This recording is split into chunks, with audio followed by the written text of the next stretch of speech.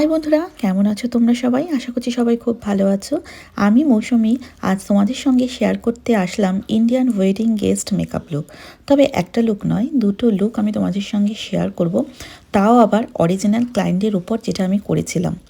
তো তোমরা দেখো লুক দুটো, আর আমাকে অবশ্যই কিন্তু কমেন্ট করে জানিও যে কেমন হয়েছে।